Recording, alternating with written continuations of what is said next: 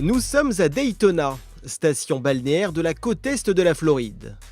La plage la plus célèbre du monde, comme elle est surnommée, de par son sable particulièrement compact, fut utilisée au début du siècle dernier comme terrain de course et d'essais automobiles.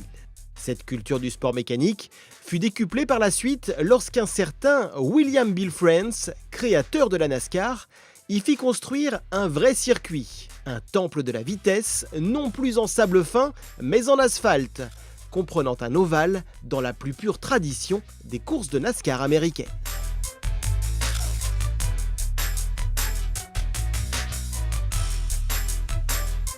Continental, manufacturier européen et fournisseur officiel de pneumatiques pour le championnat d'endurance américain, l'USSC, nous a invités à découvrir plus en détail les ingrédients qui font le succès d'un show à l'américaine.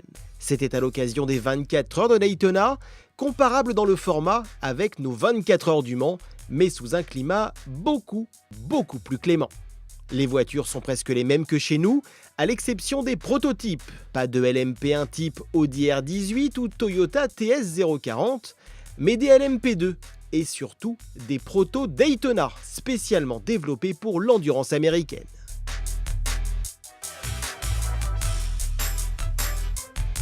Daytona, comme plusieurs autres circuits US, a aussi cette particularité d'être avant tout un ovale, qui dans le cadre des 24 heures s'ouvre sur un infield, terme utilisé pour décrire toute la partie sinueuse tracée à l'intérieur de l'anneau. Cette configuration permet d'offrir facilement aux spectateurs une vue couvrant très souvent plus de la moitié du circuit. Bonne chance pour trouver de tels spots sur le circuit français, même si en contrepartie, le circuit de Daytona ne mesure que 5,7 km de long, un tracé de karting comparé aux 13 km 629 des 24 heures du Mans.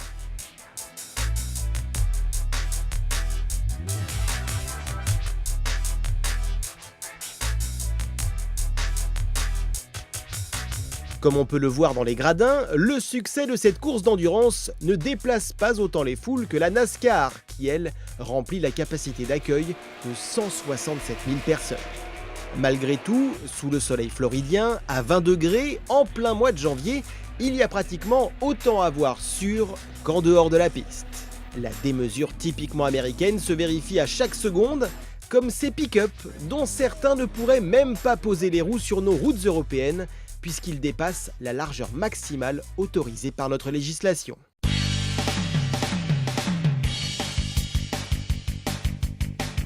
Extravagance automobile, mais aussi confort sans compromis pour savourer la course grâce aux gigantesques camping-cars, de véritables villas roulantes idéales pour une course de 24 heures. Certains sont plus téméraires, mais pas forcément moins organisés. Là où au Mans, on n'y verrait que de simples tentes, ici, les pick-up sont utilisés comme base d'échafaudage. Avec cette tour d'observation ainsi bricolée, vue dégagée assurée. L'organisation américaine est aussi très tolérante en ce qui concerne les barbecues, que les fans peuvent allumer librement, parfois creusés à même le sol. Certains ont même fait preuve d'une belle créativité dans le domaine, à l'image de ces barbecues customisés, avec des collecteurs et filtres à air de vieilles américaines.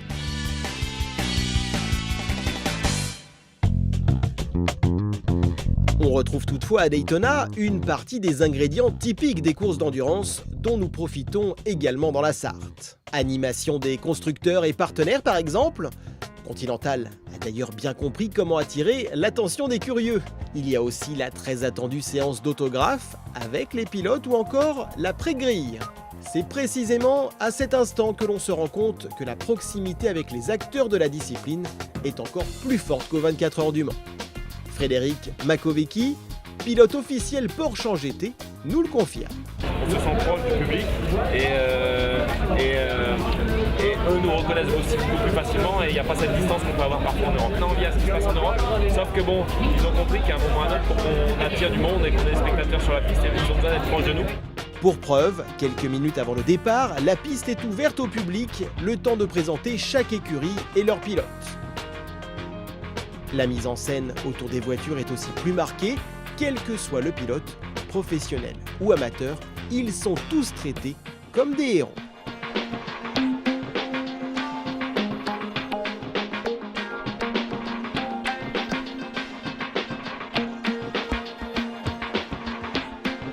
Tous les gens ici, ils adorent le sport automobile, ils sont vraiment passionnés, ils supportent tous une marque en général, donc on a beaucoup de fans en plus avec Porsche. Effectivement, ils en ont beaucoup, et l'organisation leur a même aménagé un espace dédié à la culture germanique. Bretzel, musique traditionnelle et bière de là-bas, une attention des plus insolites en plein cœur de cette culture américaine.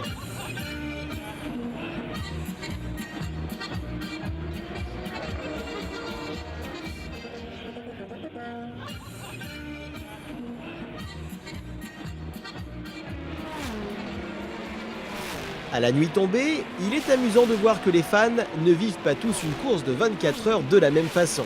Il y a toujours les irréductibles, qui même si le thermomètre est tombé à moins de 6 degrés, ne rateront pas une miette du spectacle ahurissant, offert par des pilotes qui ne baissent pas de rythme.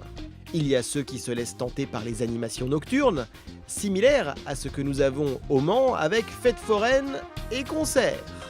Il y a aussi les organisés, toujours installés dans les meilleures conditions, quel que soit le moment de la course. Cette famille, par exemple, a tout compris. Un énorme camping-car pour une hygiène 5 étoiles et un écran plat sur le toit pour ne pas perdre le fil, tout en gardant l'opportunité d'observer de ses propres yeux les bolides et même le feu d'artifice de minuit. Et puis il y a ceux qui ont déjà bien entamé la soirée et pour qui voir des corvettes tourner en rond est devenu bien moins intéressant que d'organiser un tournoi de lancer de sac ou autre chose, et tant qu'à faire avec les jolies filles du camping-car d'à côté.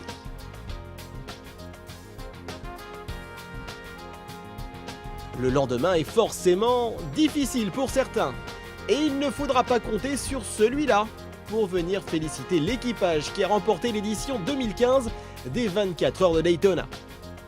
Au terme de cette expérience, nous retiendrons que le spectacle offert ici à Daytona par rapport au Mans n'est pas meilleur ou moins bon, mais il y a un détail qui change malgré tout l'atmosphère. Les Américains abordent le sport mécanique en tenant compte avant tout du facteur humain et laissent l'aspect sportif et technologique au plus irréductible. Il s'agit avant tout ici de passer un bon moment en famille ou entre amis et de savourer tout simplement l'American Way of Life.